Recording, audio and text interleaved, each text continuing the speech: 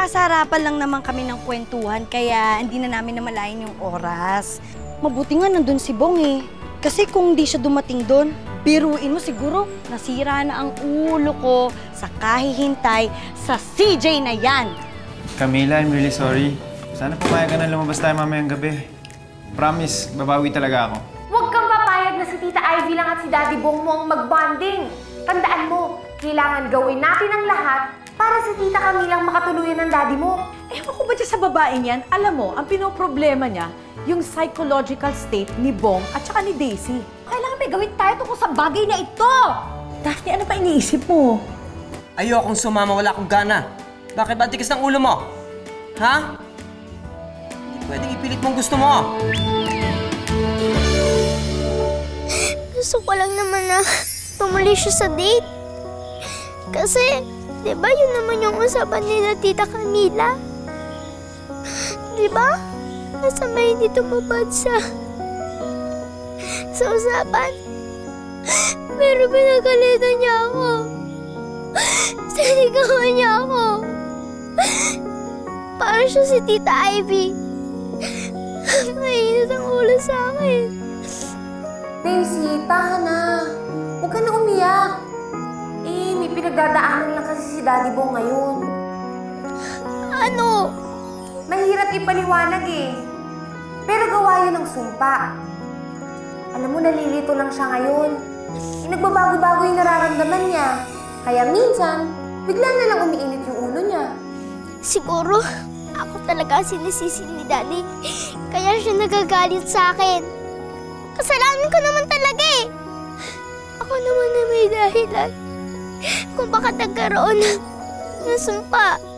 Naku, wag mong isipin yun. Nadala lang siya talaga sa nararamdaman niya. Hindi kasi nisisi nun. Ikaw pa, love na love ka nun. Hintayin na lang natin para lumamig yung ulo niya, ha?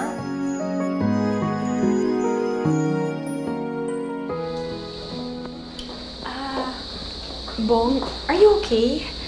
You seem so stressed. Actually, nakukulitan lang talaga ako dyan kay Daisy kasi pinipilit niya ako pumunta doon. Eh, ayoko naman talaga. Ang kulit-kulit niya eh. Alam mo, tama ka nga doon.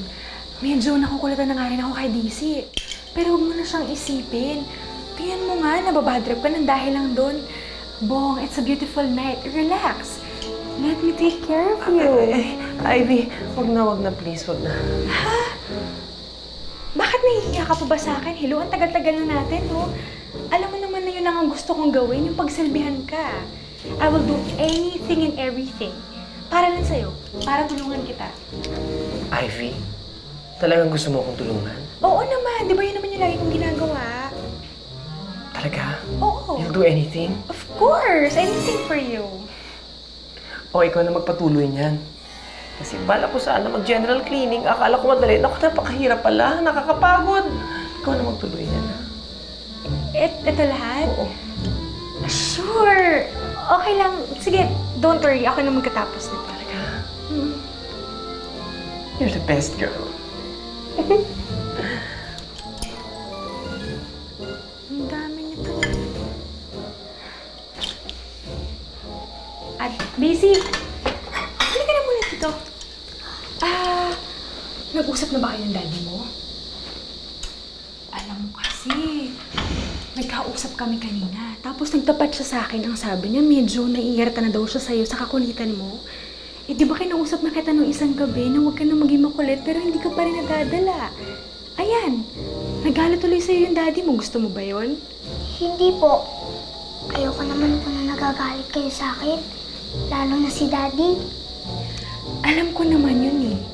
Pero gusto mo bang mawala yung galit niya sa'yo? Alam mo, may naisip akong paraan. Ayan, Ano no? po?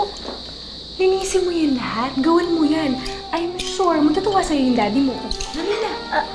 Pero ang dami po nito. Ay, kayang-kaya mo yan. Isipin mo na lang, ito yung paraan mo para makabawi ka sa daddy mo. Hindi lang mawawala yung inis at galit niya sa'yo. Matutuwa yun sa'yo kasi malalaman yung masipag ka, di ba? Pambawi mo yun sa daddy mo. Do it for your daddy, okay? Sige, bye.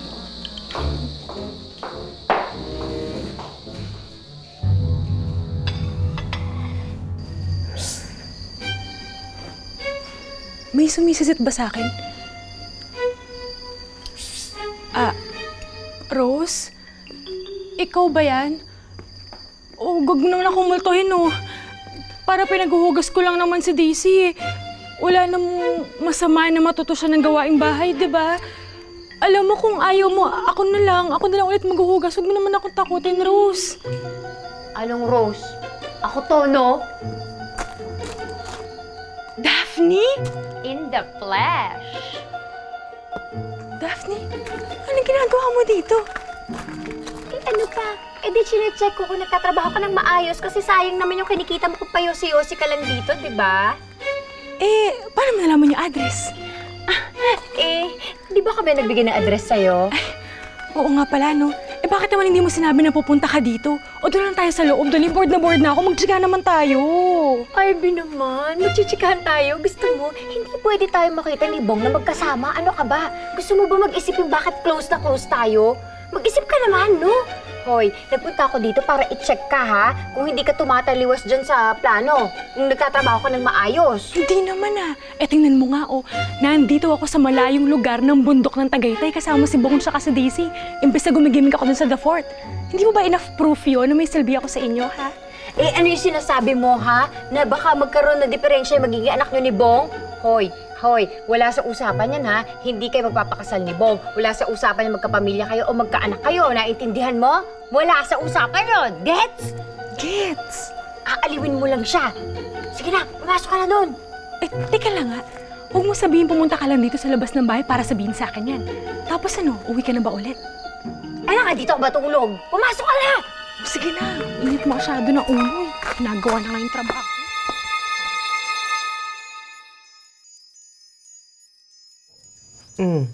Nasaan na ba si Daisy? Ayaw pa po pumasok sa kwarto, eh. Natatakot po sa inyo. Baka galit pa po daw kayo. Kasi, talaga naman nakakainis yung Camila na yan, ano? Diba? Akala ko magkaibigan kami. Tuloy, naapektuhan tuloy si Daisy. Di ba lang niya inisip yung feelings ko? Di ba lang niya inisip na nasasaktan ako kapag kasama niya si CJ? Alam ko naman po yun. Alam ko naman po na nagsiselos kayo kaya hindi kayo sumama sa date. Kaya nainis kayo sa pangungilit ni Daisy. Di ko alam. Basta, naiinis na talaga ako. Inis ako pag sweet-sweetan sila. Pero Daddy Bong, sana huwag niyo pag-initan si Daisy dahil lang nagsiselos kayo kana Tito CJ tsaka Tita Camila. Sana po huwag niyo po siyang sigawan kasi dinamdam niya po yung pagsigaw niyo kanina, eh. Ano magagawa ko? Yan ang nararamdaman ko, eh. Talagang binabantayan mo na ako, no? Kasama mo na nga ako kanina, tapos ngayon, tumatawag ka naman. Hoy, Ivy, gusto ko makasiguro kung sa kwarto ka. Sa guest room? Sigurado ka sa guest room, ha? Sa guest room talaga? Oo, nasa guest room. Simula naman kasi dumating ako dito na ako nag-stay. Talaga, ha? Sige, tatawagan ko si Bong at saka si Daisy. Naku, huwag mo kukutsabahin niya si Daisy magsinungaling sa akin, Ivy, ha? Bakit ko naman kukutsabahin yung bata, no? Naiirita nga ako sa kanya, eh. Alam mo, madalas ko nga napapagalitan mo, no? Paano naman mapapalapit si Bong sa'yo kung hindi ka mapapalapit kay Daisy? Ano ka ba? Syunga-syunga ka. Tigilan mo yung pangungontrabida dun sa bata. Tapos makipag-close ka sa kanya. Kailangan mo ma-win over si Bong. Do you understood? Yes, ma'am. Understood po, ma'am. Ma'am, sige po, babay na. Fine. Makikipaglapit na kung makikipaglapit. Naku, pasalamat talaga yan si Bong dahil marami siyang pera. Kung hindi lang talaga siya mayaman, ako, hindi ko siya pagtsatsagaan, no?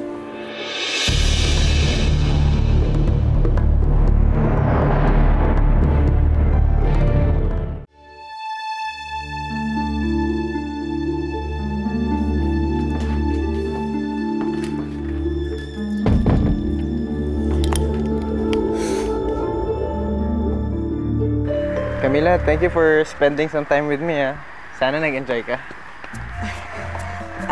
Nasaan na ba kasi si Bong? Bakit wala sila kanina? Masama daw yung pakiramdam ni Bong, eh. Ayun, hindi na sumama. Si Ivy naman, ganun din. As I was saying, thank you for this date, ha. Tsaka, sana maulit-ulit. Sana may next time. CJ, may sasabihin ako sa'yo, ha? Hindi kasi ako mahilig sa mga date-date. Kaya, sana, huwag ka na umasa sa next time. Hindi ka ba nag-enjoy? Baka kailangan yata sinunod ko yung advice ni Bong. Bakit ang sabi ni Bong? Eh, sabi niya sa akin na madali ka daw pasayahin. Na suggestion nga niya, simpleng date lang. Simpleng dinner, yung hindi fancy-fancy. Masyado bang fancy yung dinner natin kanina? I really thought you liked it eh. Hindi. Okay naman siya. Okay naman siya. Ano pa sabi ni Bong? Naiinis na talaga ako. Inis ako pag sweet-sweetan sila. Daddy Bong, huwag ka na mainis kay Tita Camila. Alam mo namang lilipas din yung nararamdaman mo para kay Tito CJ sa oras mawala yung sumpa. Kaya huwag ka na magselos. Ano magagawa ko? Yan ang nararamdaman ko eh. Basta tiisin niyo na lang po. At huwag niyo po sisiguan si Daisy dahil doon, ha? Hurt na hurt talaga ako. Ayun, mabait ka nga raw. Na masarap ka daw kausap. Kaya nga I wanted to have a coffee with you, di ba? Kaya lang, gusto mo na umuwi eh. Mukhang pagod ka na talaga. Siguro ano na lang, ganito na lang. Pwede naman tayo magkwentuhan pa rin. Kasi masaya ka naman kakwentuhan. Dito na lang tayo kung gusto mo. Diba? Pwede rin tayo magkwentuhan. Tsaka, gusto ko rin sana malaman kung ano pong sinabi ni Bong. Hindi, ibig ko sabihin yung kung halimbawa pinagkakatiwalaan niya ako kay Daisy, yung mga ganon. Oo naman. Napagkukwentuhan nga namin na sobrang alaga mo kay Daisy eh. Naku, pasalamat talaga yan si Bong dahil marami siyang pera. Kung hindi lang talaga siya mayaman, naku, hindi ko siya pagtsatsagaan, no?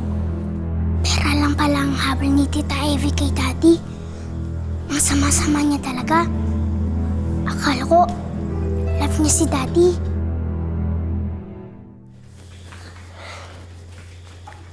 Anak.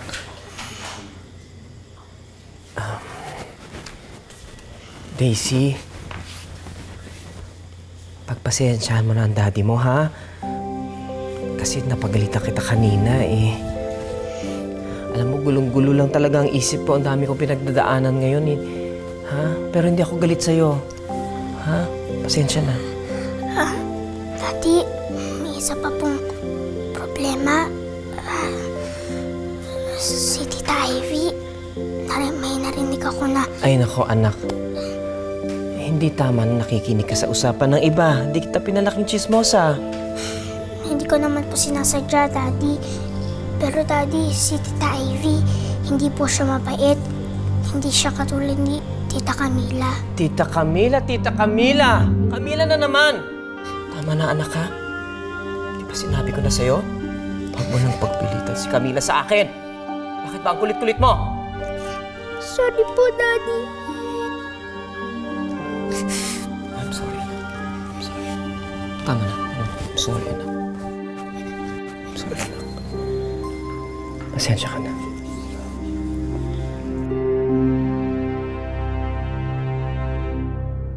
Sir Bong, may surprise si Daisy sa inyo. Daisy, kunin mo na. Bigay mo na kay daddy mo. Hi.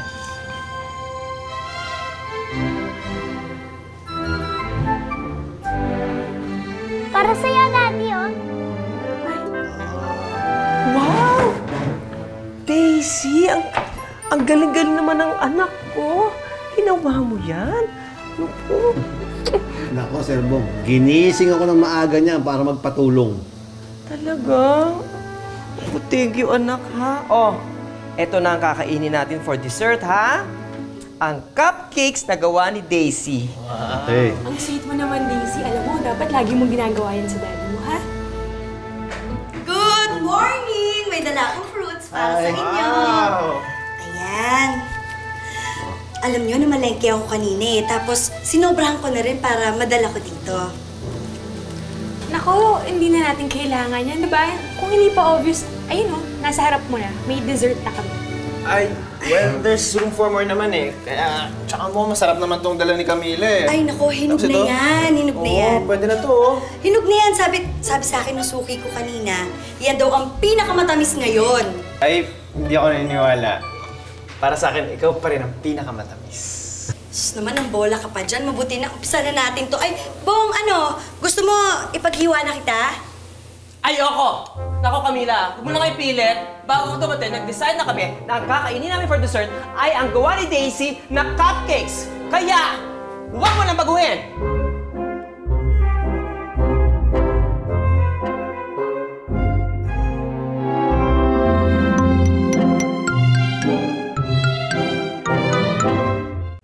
May nagawa ba akong mali? Wala naman, bakit? Naninibago kasi ako kay Bong eh. Parang nagalit yata siya sa akin kanina. Ganun lang talaga yon. Medyo may pagkadiktador. Eh, syempre, siya yung boss eh. Kaya gusto niya, yung mga order niya yung nasusunod. Pero, huwag mong personalin yun. Gusto lang niya na unahin natin yung cupcake ni Daisy. Siguro, para mapakita niya rin dun sa bata na na-appreciate niya yung gawa. Eh, hindi ko naman alam na kay Daisy yun, na si Daisy mismo ang gumawa nun. Kasi kung alam ko, nako, ako pa, pauuna ko yun. Nako, huwag ka na mag-worry. I'm sure hindi galit sa'yo yung si Bong. Alam mo kung gusto mo, samahan pa kita kausapin si Bong eh, para hindi ka na mag-alala. Tsaka para mawala na rin yung mga apprehensions mo. Pero alam mo ngayon pa lang, huwag ka na mag-alala. Kasi I'm sure okay sa'yo si Bong. Daddy, bakit bigla kayong nagalit kay Tita Camila kanina? Nagdala lang naman siya ng fruits para sa atin eh. Ay, wala yun, anak. Siguro nabigla lang ako. Tsaka siguro medyo nakukulitan na ako sa Tita Camila mo. Kaya naman kasi, reto kayo ng reto sa amin. Ayan tuloy, medyo nalayo ang loob ko kay Tita Camila mo. So, hindi po talaga kayo galit sa kanya? Natatakot po kasi ako. Baka mag-away na naman kayo ni Tita Camila. Sana, hindi mangyari yun, Daddy. Huwag ka mag-alala, anak. Promise ko sa'yo. Hindi na mangyayari yun, ha? Tsaka pinapayagan na kitang makipaglaro kay Tita Camila mo, ha? Promise, Daddy? Promise. Yay! Thank you po! Oh, sige na. Mag-brush ka na ng hair mo. Oh, Kawini. Eh, Daddy Bong, mapapromise mo ba na hindi mo na tatarayan si Tita Camila? Nako, hindi ko makokontrol yan, ha? Pero hindi naman pwedeng ganun na lang lagi, di ba? Siguro dapat medyo mag-focus na lang ako ng attention ko kay Ivy, hindi yung kay Camila at kay CJ. Tama, yun lang gagawin ko. Bong, pwede ka ba makausap? Oo naman. Ito kasing si Camila eh, kanina pa nag-aalala. Gusto niyang malaman yung... CJ, ako na lang. Kasi Bong, nagulat kasi ako na napagtaasan mo ako ng boses kanina. Gusto ko sana malaman kung may problema ba tayo eh. Galit ka ba sa akin? Ha? Ako magagalit? Wala namang dahilan para magalit ako, no? Hindi, kaya nga ako nagtatanong eh, kasi hindi ko alam, baka sakali. Kalimutan mo na yung nangyari. Wala na yun, oo. Ano ka ba? Kita. Sabi ko na sa'yo, wala lang yun eh. Si Bong pa, ang bait-bait kaya niyan, tsaka walang masamang tinapay dyan. Kaya ikaw, huwag ka na mag-alala. Ayaw kaya kita nakikita problemado. Ay! Ivy! Punta ko lang si Ivy, ha? Ano ba?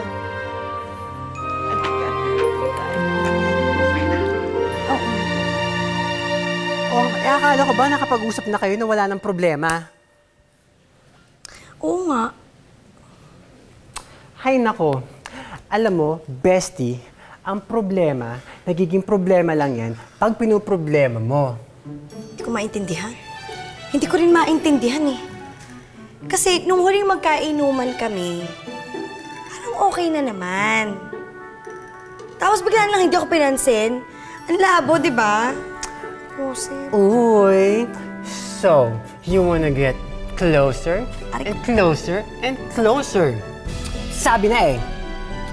Ano? You are falling, falling, and falling. Aray ko! Ikaw, Ayan ka na naman, ha? Ikaw talaga ang reyna ng pagkamalisyosa. Alam mo na si Daisy lang ang dahilan kung ba't gusto ko mapalapit sa kanya. Yun lang. Wala nang iba. Alam mo, bestie, madali lang naman solusyonan yan eh. Diba? Isang bonding moment lang ang katapat niyan. Alam ko na, mag-swimming tayo. Alam mo, para at least makapag-bonding kayo ni Sir Bong. At the same time, mag-enjoy si Daisy. O, diba? Winner ang idea ko.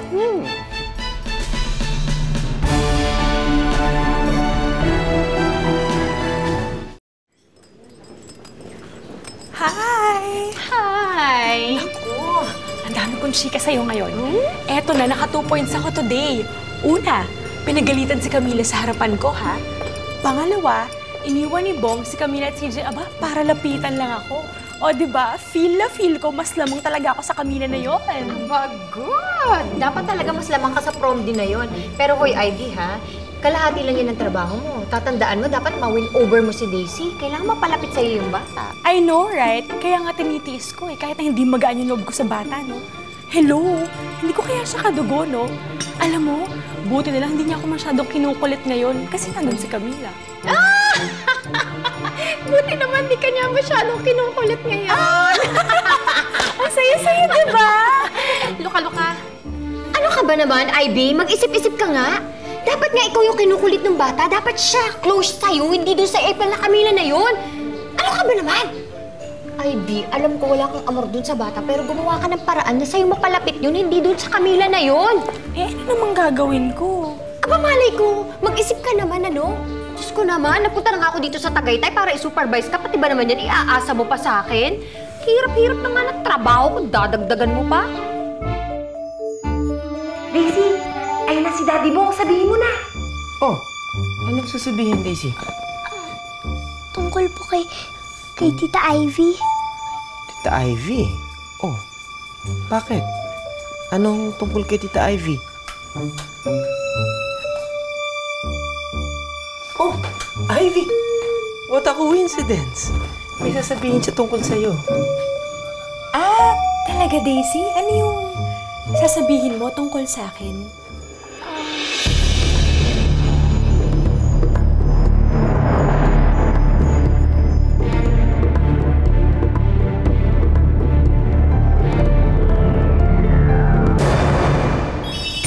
Alam mo ba, nagbabalak na si Bong umuwi ng Maynila. Gawin mo lahat ng makakaya mo para pigilan siya. Meron kami alam na resort na puntahan, yung malapit lang.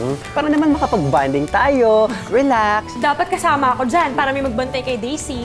Hindi, okay lang kasi ako magbabantay kay Daisy. Ako. Thank you for letting me stay with your family. Tsaka for helping me with Camila. Oh, ngayon nga napapansin ko eh. Alam mo na, kayo nagbabanding, kayo nagkikita lagi, kayo nagkakumustahan, puro kayo... Bong, umamin ka nga sa akin. Nagsiselos ka ba? Napapansin mo ba, Winnie? Mabait na si Tita Ivy sa akin ngayon? Eh kasi nga, meron siyang ibang motibo. See you later, Daisy, kapag nalulunod ka.